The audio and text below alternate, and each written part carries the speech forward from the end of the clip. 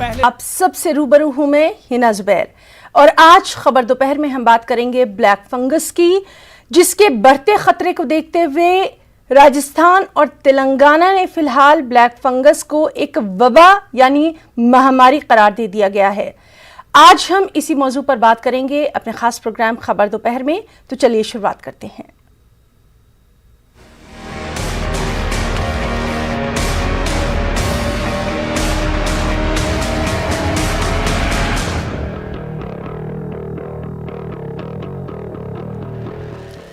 राजस्थान और तेलंगाना ने black fungus को वबा करार दे दिया है। इन दोनों रियासतों में ब्लैक फंगस के मरीजों की तादाद है कि लगातार बढ़ती जा रही है। बुनियादी तौर पर कोरोना से शिफायाब होने वालों को ब्लैक फंगस सबसे ज्यादा मुतासर करता है। इन रियासतों ने अस्पतालों को सख्ती से हिदायत दी है कि वो कोरोना के मरीजों के इलाज के दौरान स्टेरॉइड्स का इस्तेमाल कम से कम करें। इसकी ज्यादा मिकदार से इनकी इम्यूनिटी कम हो जाती है और वो ब्लैक फंगस का शिकार हो जाते हैं। ज़ियाबितुस के मरीजों को ब्लैक फंगस इन्फेक्शन होने का खतरा ज्यादा रहता है।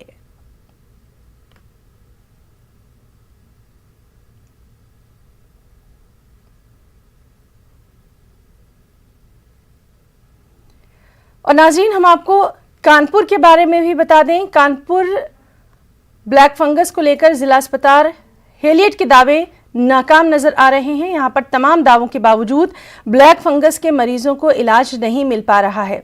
24 घंटे से इमरजेंसी में मरीज और तीमारदार दर दर की ठोकरें खा रहे हैं।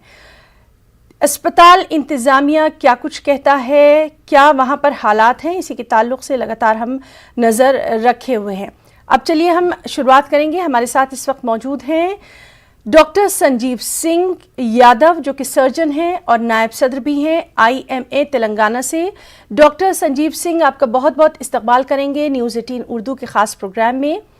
साथ ही साथ हमारे साथ जुड़ेंगे मुंबई से हमारे साथी प्रशांत पांडे और जयपुर से अरबाज अहमद।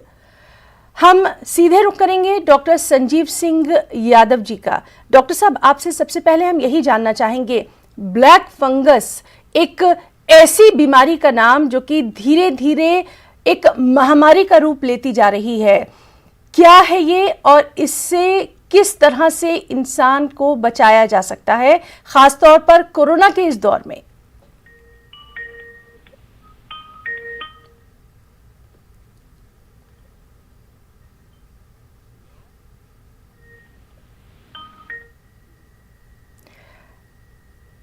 डॉक्टर संजीव सिंह, आपको मेरी आवाज आ रही है? आवाज आ रही है आपकी जी सर। ब्लैक आप क्वेश्चन फिर से रिपीट करेंगे? जी जी जी प्लीज। जो ब्लैक फंगस है ये महामारी का रूप अब इख्तियार कर गया है, किस तरह के प्रिकॉशंस लेने की जरूरत है, क्या खास ख्याल? जी, ब्लैक फंगस जो है ये बहुत रेयर डिसीज है, जो लोग जिनकी इम्यूनिटी कम हो जाती है किसी रीजन के वजह से, जैसे डायबिटिक पेशेंट है जिनको स्टेरॉइड देने की जरूरत पड़ रही है। दूसरा नंबर इनका आता है जो कैंसर के मरीज है जिनका ट्रीटमेंट चल रहा है कैंसर की दवाई से, जिनकी इम्यूनिटी कम हो जाती है। इन लोगों को ये ब्लैक फंगस लगने के चांसेस है। जरूरी नहीं है कि हर एक को लगे, बट थोड़े लोगों को लग सकते हैं। ये अगर ये कंडीशन अगर लग गई है, ये ब्लैक फंगस काफी रेयर चीज है जिसको म्यूकरमाइकोसिस भी बोलते हैं। जी। ये राइजोइड्स करके फंगल इन्फेक्शन आता है। ये मोस्टली खेती में पाया जाता है, जो सॉइल में पाया जाता है। तो इन चीजों से अपन दूर रहें, और जिनको लग गया, जिनके डायग्नोसिस हो चुका कि इनको ये प्रॉब्लम है, तो ये कैंसर का जो ट्रीटमेंट चल रहा है, जो स्टेरॉइड्स का जो ट्रीटमेंट चल रहा है, उसको कम करके इन पर्टिकुलर डिसीज का आइडेंटिफिकेशन करके उसका इलाज करने के बाद फिर से वापस से जो इलाज पहले करना चाहिए था वो स्टार्ट कर सकते हैं। ये एंडेमिक रूप इसीलिए ले रहा है क्योंकि अभी तक इसके ऊपर अपना ध्यान नहीं गया था। अभी तक हम सोचे नहीं थे कि ऐसा फंगल इन्फेक्शन भी आ जाएगा। एक दो पेशेंट मालूम होने के बाद में अभी ENT हॉस्पिटल में तकरीबन 50 पेशेंट है जिनको ये ब्लैक फंगस लग चुका है। तो इसीलिए एहतियातन अपने को ये चीज बहुत जरूरी है कि पहले इसका डायग्नोसिस करें। डायग्नोसिस करने के बाद ही अपन ये पता कर सकते हैं कि अपन ये ब्लैक फंगस का इलाज करना जरूरी है, ये ब्लैक फंगस को रोकना जरूरी है, ये ज्यादा इम्पोर्टेंट होता है। तो पहले डायग्नोसिस काफी इम्पोर्टेंट है जी, उसके बाद में इलाज करना पड़ेगा। जी बिल्कुल, और आपसे लगातार हमारी बातचीत जारी रहेगी। इस वक्त हम रुक करेंगे हमारे साथी अरबाज अहमद का भी, राजस्थान का हाल जानेंगे अरबाज से। अरबाज, आपसे जानना चाहेंगे, राजस्थान में इसे वबा यानी महामारी का ऐलान कर दिया गया है, इसको लेकर वहां पर अस्पतालों में क्या कुछ खास इंतजामात, ब्लैक फंगस के ताल्लुक से हम बात कर रहे हैं।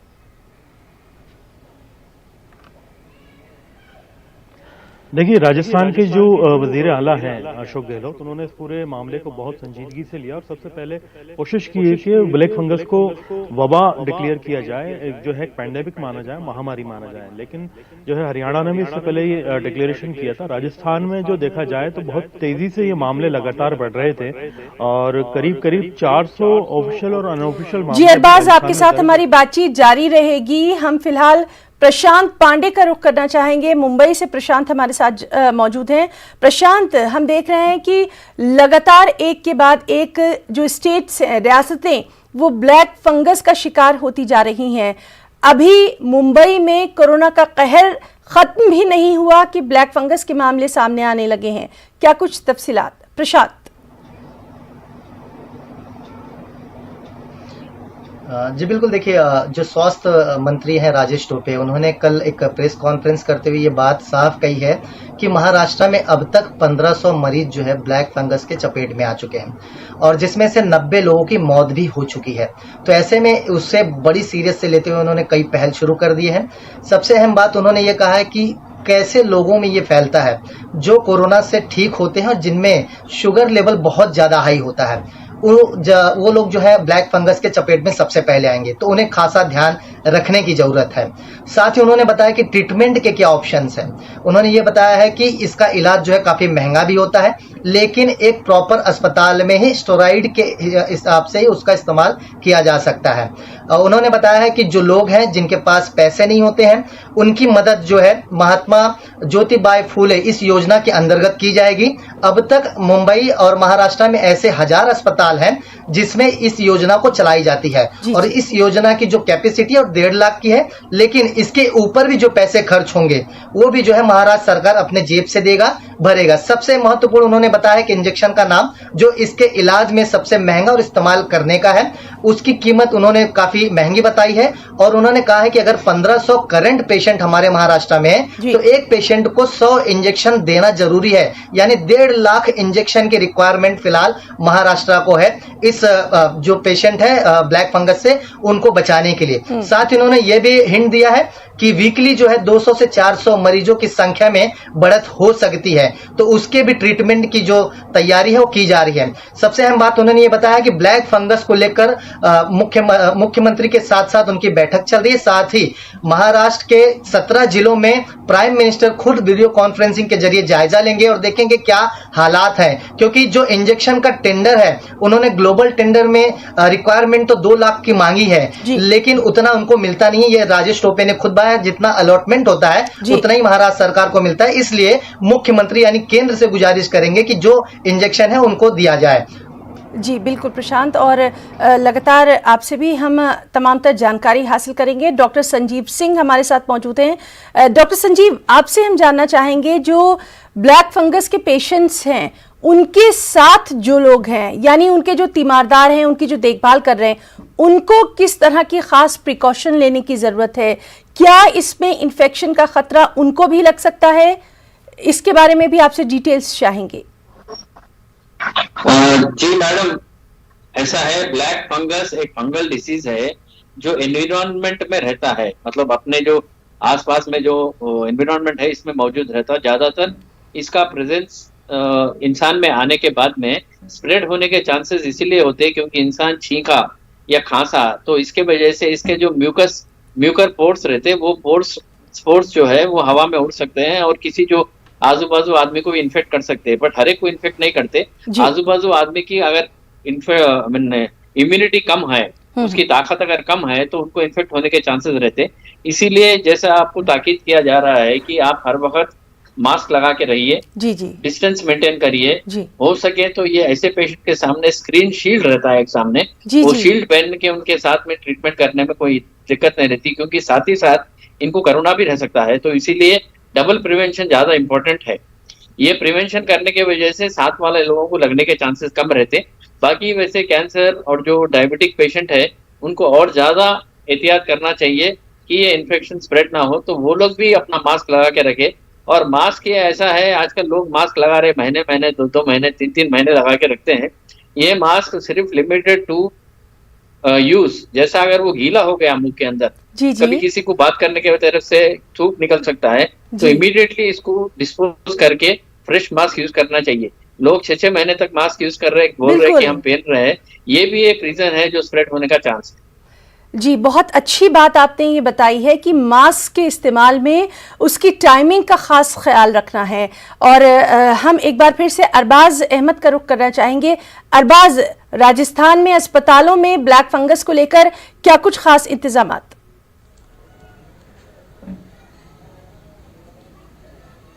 देखिए, राजस्थान में जो एक डेडिकेटेड जो ओपीडी है वो शुरू की गई है जयपुर के एसएमएस हॉस्पिटल के अंदर। इसके लिए जो है चीफ मिनिस्टर ने बाकायदा स्पेशल एक मीटिंग लेकर के डिक्लेयर किया था कि सवाई मानसिंह अस्पताल में एक ओपीडी अलग से ब्लैक फंगस के लिए शुरू की जाए। इसका ट्रीटमेंट यहां पर किया जा रहा है। रात को कुछ जो डॉक्टर्स हैं जयपुर के एसएमएस हॉस्पिटल के, उन्होंने एक सक्सेसफुल सर्जरी भी की जिसमें सबसे अच्छे नतीजे उन्होंने बताए सामने आए। लेकिन जो मसला है इलाज के लिए, जो परेशानी है वो है इंजेक्शन की। जैसे कि अभी हमारे मुंबई के संवाददाता बता रहे थे कि जो हालात वहीं पर हैं वहां पर इंजेक्शन अवेलेबल नहीं है। ठीक वही हालात करीब करीब यहां जयपुर में भी हैं। अगर जयपुर की बात की जाए तो यहां पर जो फंगल इन्फेक्शन को रोकने के लिए जो सबसे मुफीद इंजेक्शन बताया गया है उसका नाम है लाइपोसोमल एम्फोटेरिसिन बी, जो कि मार्केट में अवेलेबल नहीं है। करीब 2500 ऐसे इंजेक्शन का ऑर्डर राजस्थान की हुकूमत ने दे दिया है, केंद्र से मंगाए जा रहे हैं। कोशिश यही है कि जितने भी मरीज हैं, करीब करीब 400 मरीज आइडेंटिफाई हो चुके हैं राजस्थान में, उनका ट्रीटमेंट जल्द से जल्द शुरू की जाए। लोगों को इसके बारे में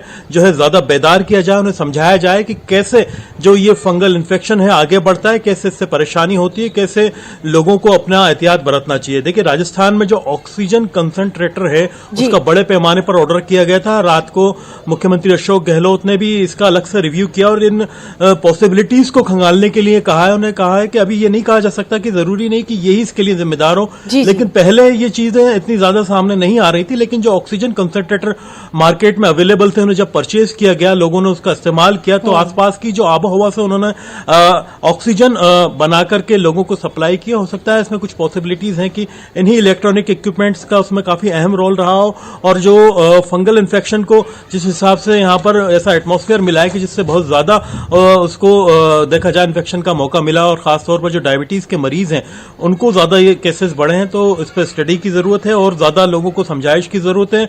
यहां पर राजस्थान में दूसरी लहर के बाद में तीसरी लहर की उन्होंने तैयारी तो शुरू कर दी है। साथ ही साथ जो फंगल इन्फेक्शन है ब्लैक फंगस, इसके लिए उन्होंने इसे महामारी घोषित करते हुए इसके लिए तैयारी करने की कोशिश कर दी है। राजस्थान के अलावा अगर देखा जाए तो एक बड़ा ही गंभीर मामला बिहार के पटना में आया है, जिसमें इस ब्लैक फंगस से कई गुना ज्यादा खतरनाक जो है एक फंगल इन्फेक्शन बताया जा रहा है व्हाइट फंगस का। उसको भी उन्होंने स्टडी करने के लिए कहा है कि जो बिहार का मामला है व्हाइट फंगस का, उसे भी स्टडी करके पहले से तैयारी रखी जाए। अगर कोई नुकसान, कोई परेशानी होती है तो ऐसी स्थिति में हमें पहले से एहतियाती तदाबीर इस्तेमाल में लानी होंगी। जैसे ब्लैक फंगस के लिए भी कोशिश की गई है, वैसे ही अगर व्हाइट फंगस भी आगे बढ़ता है तो उसके लिए भी कोशिशें की जाएंगी। जी बिल्कुल अरबाज। और हमारे साथ डॉक्टर संजीव सिंह यादव मौजूद हैं।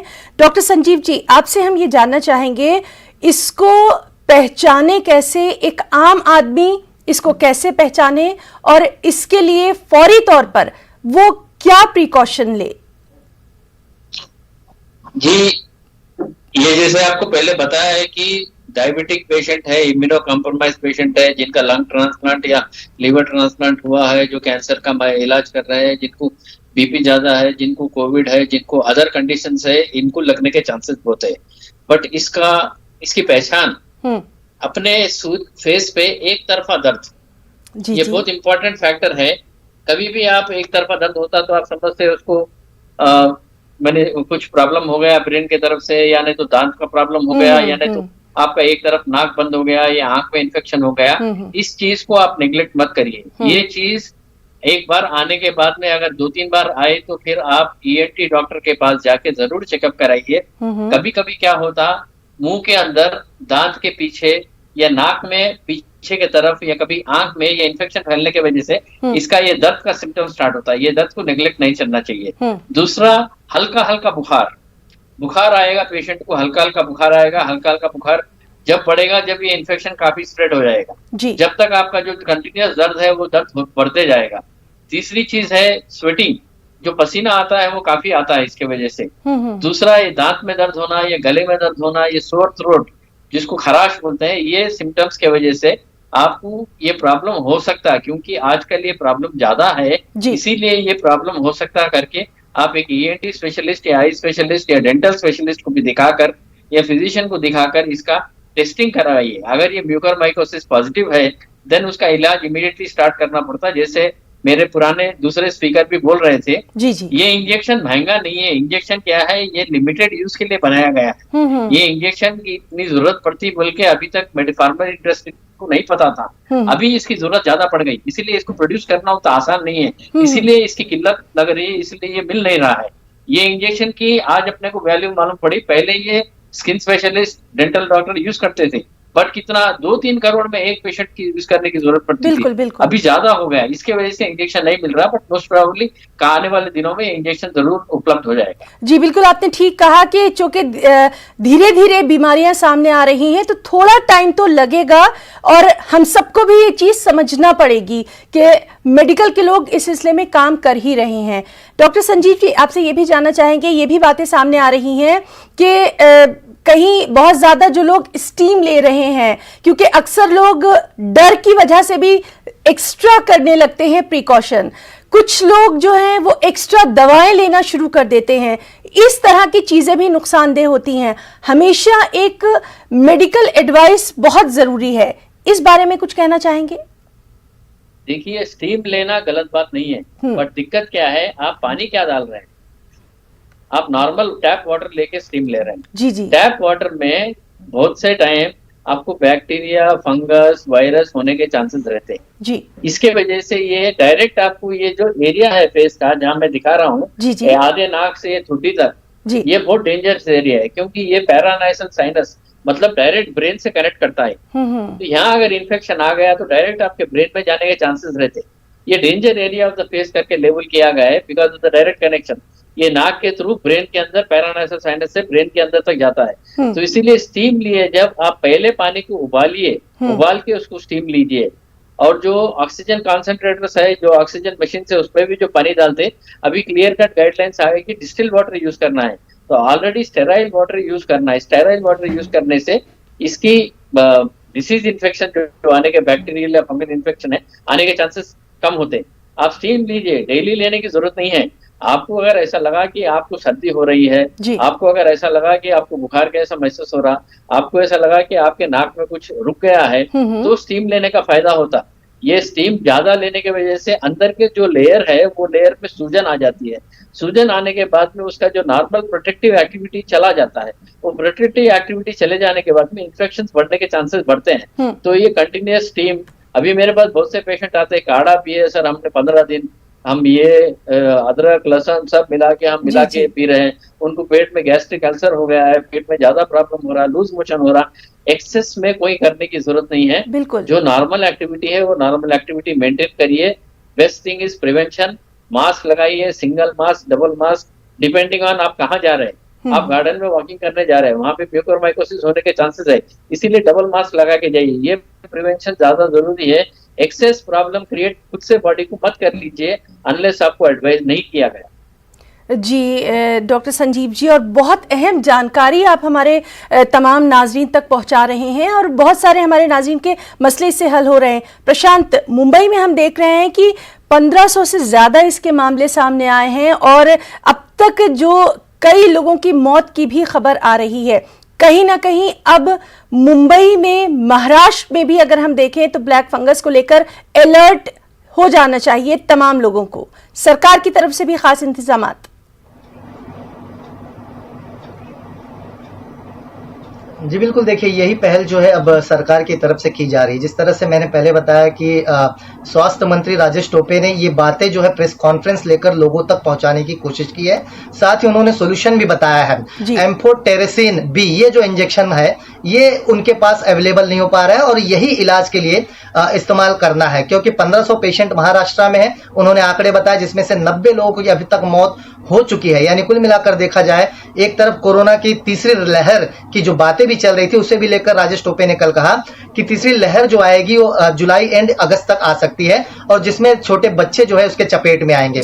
और कोरोना के जो वैक्सीन है उसकी रिक्वायरमेंट भी उन्होंने केंद्र के पास से बढ़ा दी है। उन्होंने आंकड़े जो दिए हैं 5 लाख वैक्सीन उनके पास अभी अवेलेबल है, लेकिन 5 करोड़ की डिमांड उन्होंने की है क्योंकि महाराष्ट्र में जो जनसंख्या वो काफी ज्यादा है और 5 करोड़ वैक्सीन जब उनके पास अवेलेबल होगी तो वो डोजेस जो है दिए जाएंगे सभी को। लेकिन उसके साथ साथ ब्लैक फंगस को लेकर उन्होंने ये चताया है कि जो लोग डायबिटीज पेशेंट हैं, जिनका शुगर लेवल बहुत ज्यादा है, उनको बहुत ज्यादा सावधानी बरतनी होगी। उन्हें हमेशा मास्क पहनना होगा, हैंड सैनिटाइजर यूज करना होगा और ऐसी चीजें खानी होगी जिससे उनकी इम्यूनिटी पावर जो है बरकरार रहे। साथ ही उन्होंने जो सोल्यूशन बताया, जो इंजेक्शन का नाम हमने बताया, उसकी डिमांड जो है केंद्र से की गई है, टेंडर भी निकाला गया है, लेकिन अभी तक उनके पास वो चीजें अवेलेबल नहीं हो पाई है। साथ ही हॉस्पिटल में लोगों को किसी प्रकार की दिक्कत न हो, जिस तरह से महात्मा ज्योतिबाई फूले योजना जो है वो कई अस्पतालों में शुरू कर दी गई है और जो गवर्नमेंट और मेडिकल कॉलेजेस हैं उसमें भी ये योजना जल्द से जल्द शुरू की जाएगी। यानी कुल मिलाकर देखा जाए कोरोना के साथ साथ अब ब्लैक फंगस से भी लड़ने की जरूरत है मुंबई और महाराष्ट्र को। जी बिल्कुल अरबाज, अब हम देख रहे हैं कि शहरों से बीमारी जो है वो गांव की तरफ धीरे धीरे बढ़ती जा रही है, देहात के देहात इसकी चपेट में आ रहे हैं और जिस तरह से डॉक्टर संजीव सिंह बता रहे थे कि ब्लैक फंगस का ज्यादा खतरा जो है गांव देहात में ही देखा जा रहा है, वहां पर फौरी तौर पर पंचायत लेवल पर, लोकल लेवल पर अब इक़दामात उठाने की जरूरत है। क्या इस सिलसिले में राजस्थान की सरकार कुछ इक़दामात उठा रही है?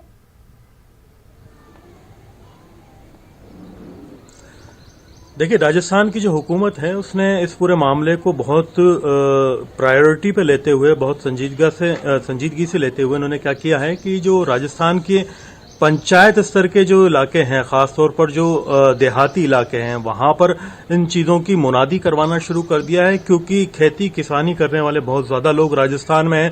जाहिर सी बात है, जैसा कि अभी डॉक्टर साहब ने बताया था कि ये जो फंगल इन्फेक्शन है ये सॉइल में बहुत ज्यादा होता है। ऐसे में जो गांव देहात के केसेस कोरोना के भी बहुत ज्यादा बढ़ रहे हैं, तो वहां पर उन लोगों की मौजूदगी बहुत ज्यादा जो कि खेती किसानी से, मिट्टी से सीधा ताल्लुक रखते हैं। ऐसे में उनको फंगल इन्फेक्शन होने के चांसेस ज्यादा हैं। जब उनको डायबिटीज होती है तो जाहिर सी बात है कि वो डायबिटीज के बाद में उनकी इम्यूनिटी कमजोर होती है। जो स्टेरॉइड उनके काम में लिए जाते हैं कोरोना के इन्फेक्शन को कम करने के लिए, तो वो इम्यूनिटी को कम करते हैं। फिर सीधे जैसे ही वो मिट्टी के ताल्लुक में आते हैं तो वो फंगल इन्फेक्शन को बढ़ावा देता है और वो बहुत ज्यादा नुकसान इंसान को पहुंचा जाता है।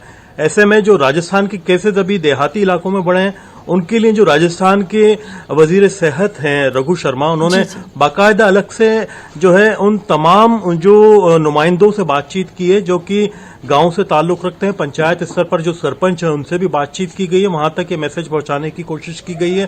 खास तौर पर जो राजस्थान के अलग अलग इलाकों के एमएलए हैं, विधायक हैं, उनको ताकीद की गई है कि वो अपने अपने इलाकों में अपने अपनी पब्लिक को, जहां जहां चाहे देहाती इलाके हों चाहे शहरी इलाके हों, लोगों तक ये मैसेज पहुंचाया। सरकार भी कोशिश कर रही है कि ज्यादा से ज्यादा इश्तेहार देकर के अपनी बात लोगों तक पहुंचाई जाए, वहां तक उन लोगों को ये मैसेज दिया जाए कि कैसे ब्लैक फंगस को लेकर के जो है इन्फेक्शन की और जो परेशानी की जी अरबाज, बिल्कुल, तो बेदारी की बहुत ज्यादा जरूरत है, खासतौर से हमारे गांव और देहात में। डॉक्टर संजीव सिंह यादव जी, आपसे हम जानना चाहेंगे, स्टेरॉइड्स का नाम बार बार लिया जा रहा है, साथ ही ये भी कहा जा रहा है कि डायबिटिक जो पेशेंट है उनको होता है, और सबसे अहम कि अब बीमारी धीरे धीरे गांव की जानिब बढ़ रही है।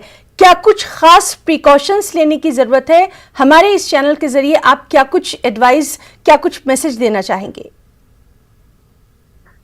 देखिए, गांव शहर ऐसा है, काफी गांव वाले शहर में हैं और काफी शहर वालों का कनेक्शन गांव से है, तो ये आना जाना चलते रहता है। मैं पहले से काफी गवर्नमेंट को लेटर लिख चुका हूँ, काफी बार प्रेस न्यूज में, इंटरव्यू में बता चुका, जब ये प्रॉब्लम आया था तो बॉर्डर्स को सील करने का, ये एक इम्पॉर्टेंट फैक्टर था। अभी क्या हो रहा है, जैसे शहर में लॉकडाउन आया वैसे लोग गांव चले जा रहे, क्योंकि वहां पे लॉकडाउन ज्यादा सख्ती से नहीं होता, क्योंकि गांव वाले अपने आप एक ही जगह फिरते रहते। तो ये दिक्कत तो है।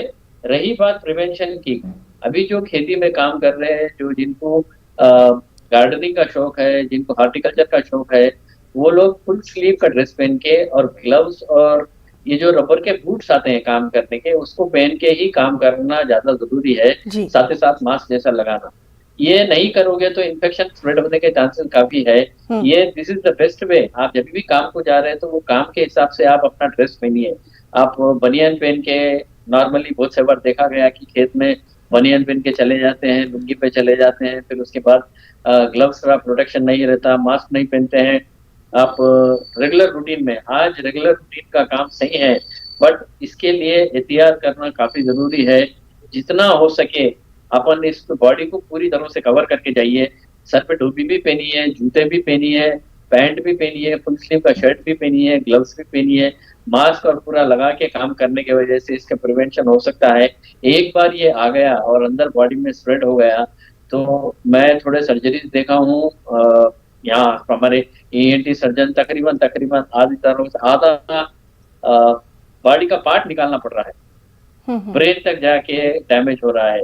तो काफी एहतियात करिए। एहतियात ही आज की जिंदगी में अपनी सीख है। आप एहतियात करोगे तो बीमारी से बचोगे। जी बिल्कुल बिल्कुल। और अब हमें वक्त चूंकि इजाजत नहीं दे रहा है, इसलिए हम अपने दोनों साथियों प्रशांत पांडे और अरबाज अहमद, आप दोनों का भी शुक्रिया अदा करना चाहेंगे। और डॉक्टर संजीव सिंह यादव जी, आपने अपना इतना कीमती वक्त दिया। हम जानते हैं कि आप इस वक्त बेहद बिजी हैं, लेकिन उसके बावजूद आपने हमारे तमाम नाजरीन तक बेहद अहम जानकारी दी।